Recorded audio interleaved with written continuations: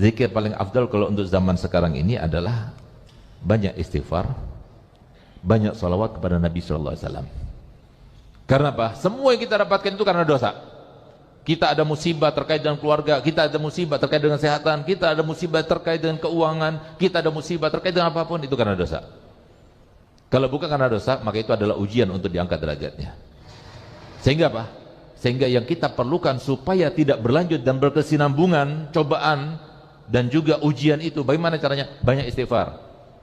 Oleh karenanya Nabi SAW sendiri, yang dia itu sudah diampuni dosanya yang telah lalu maupun yang akan datang, itu beliau setiap hari tidak pernah berkurang istighfarnya itu sebanyak 100 kali istighfar.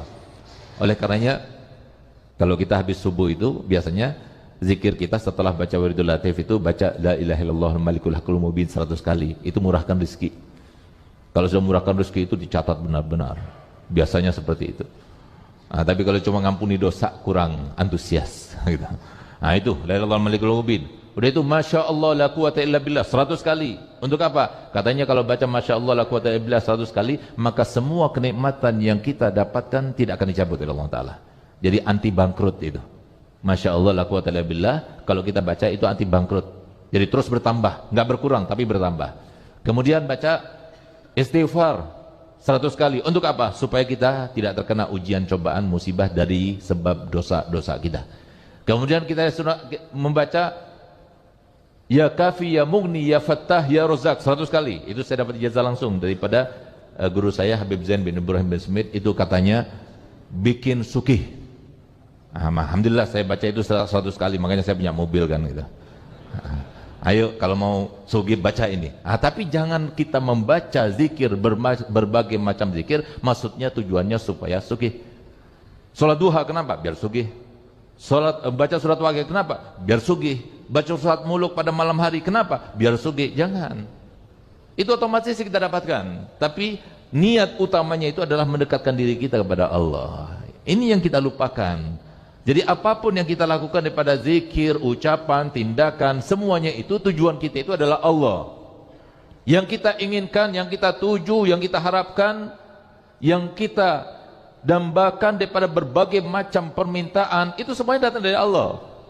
Ini yang harus kita ketahui, yang kita yakini benar-benar. Orang itu nggak lengser dari jabatannya kecuali karena Allah. Orang itu nggak mendapatkan jabatan kecuali karena Allah. Orang itu nggak mungkin menjadi orang kaya dadakan kecuali karena Allah. Orang nggak mungkin menjadi bangkrut juga karena Allah. Semuanya datang dari Allah, bukan dari manusia, dari Allah. Nah, ini kesempatan kita untuk berdekat diri kepada Allah. Nah, oleh karenanya syaratnya itu ada 3. Jadi kalau kita mau zikir kita sesuai dengan yang kita inginkan, fungsinya sesuai menenangkan hati, maka yang pertama adalah baik cara mengucapkannya sesuai dengan tajwidnya, sesuai dengan artinya, nggak merubah makhrajnya, nggak merubah artinya, itu maksudnya. Yang kedua, kita harus mengetahui dengan artinya. Insya Allah yang akan datang, edisi yang akan datang, kita akan cetak sesuai dengan yang kita tulis pada waktu itu, khusus untuk wiridul latif. Nah, jadi wiridul latif itu bukan bacanya 2 minggu sekali, tidak. Wiridul latif itu bacanya setiap habis sholat subuh. Coba rasakan, silahkan yang baca wiridul latif setiap hari habis sholat subuh seperti yang sekarang kita laksanakan 3 bulan, coba rasakan, lebih sukih, lebih tenang hidupnya, lebih jauh daripada musibahnya. Insya Allah seperti itu.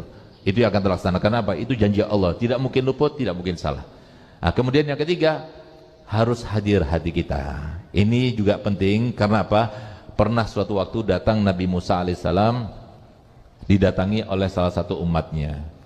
Datang gelia, wahai Nabi Allah, aku punya hajat, mintakan pada Allah Ta'ala untuk supaya kabulkan. Baik, aku bermunajat untukmu. Bermunajatlah Nabi Musa. Dapat jawaban, disuruh dia itu membaca doa ini. Dibaca doa itu, tapi nggak kabul-kabul. Sampai setahun lamanya nggak kabul-kabul. Setelah setahun kemudian datang kepada Nabi Musa lagi. Gelia Nabi Musa, sampai sekarang aku baca doa yang kau berikan, tapi sampai sekarang juga tidak terkabul juga. Apa kata Nabi Musa? Gal baik, aku akan tanyakan kalau nanti aku bermunajat pada Allah Ta'ala, karena beliau kalimullah. Akhirnya apa? Pada malam harinya ketika bermunajat pada Allah Ta'ala, ternyata Nabi Musa lupa. Sampai akhir munajatnya Nabi Musa tidak ingat kepada perkataan atau terkaitan sama orang itu, lupa. Tapi lihat siapa yang mengingat? Allah. Tidakkah engkau diminta oleh salah satu umatmu untuk supaya menanyakan kenapa aku berdoa tapi tidak dikabulkan. Coba lihat. Nabi Musa lupa, Allah tidak lupa. Biar kita paham kalau kita terkait dengan Allah, Allah tidak akan melupakan kita. Subhanallah. Gal iya ya Rabb. Kenapa saya sudah berikan sesuai dengan yang kau ajarkan kepadaku untuk sampaikan kepada dia, tapi dia sudah membacanya selama 1 tahun, tapi tidak dikabulkan. Apa jawaban Allah Ta'ala? Wahai Musa, kalau seumpama dia itu meminta kepadaku dengan keseluruhan jiwanya dan hatinya, pasti aku kabulkan dengan 1 doa saja. Bagaimana aku akan kabulkan dia? Sedangkan dia berdoa selama 1 tahun lamanya, tapi hatinya berada di kambing-kambingnya. Akhirnya apa? Ya tidak dikabulkan. Itulah kita sekarang ini. Sambil baca doa, sambil lihat HP, sambil WA-an. Bagaimana mungkin itu semuanya? Jangan kita katakan, oh saya ini perempuan, Beb. Kan perempuan itu otak kanan ke otak kirinya berjalan, Beb. Walaupun memang hebat perempuan itu. Perempuan itu sambil ngulek-ngulek, sambil teleponan bisa. Bahkan kemarin saya melihat, Masya Allah, ada seorang yang turun dari bis kuning, itu turun sambil telepon, turun. Masya Allah, tepat turunnya, nggak jatuh lagi. Perempuan ternyata. Kalau laki-laki nggak bisa seperti itu, lebih fokus dia. Perempuan itu bisa mengerjakan beberapa sekaligus, itu langsung bisa. Tapi kalau zikir nggak bisa seperti itu, harus karena Allah. Jadi kalau kita itu baca zikir itu, lihat artinya apa? Bismillahilladzi la yadurru ma'asmihi syai'un fil ardi wala fis sama' wa huwas samiul alim. Dengan nama Allah, tidak ada satupun di bumi ini yang berbahaya, yang membahayakan saya, kecuali dengan izin Allah. Dan dia maha mengetahui, maha mendengar. Nikmat kalau kita baca itu, yang kita baca tadi, kemudian kita tahu artinya. Kita hadirkan, oh berarti yang memberikan rezeki itu adalah Allah. Oh berarti yang memberikan bahagia itu adalah Allah. Itu maksudnya zikir itu. Semua zikir yang kita baca itu supaya kita ingat selalu kepada Allah. Uzkurni azkurkum. Ingatlah kepada aku akan mengingat kamu. Itu tujuannya daripada zikir itu. Kalau sudah diingat oleh Allah Ta'ala, apakah ada di antara manusia yang hebat sekalipun yang bisa menyalahinya, yang bisa mencelakakannya, yang bisa kemudian menghimpitnya, yang bisa memberikan masalah kepadanya? Enggak akan ada.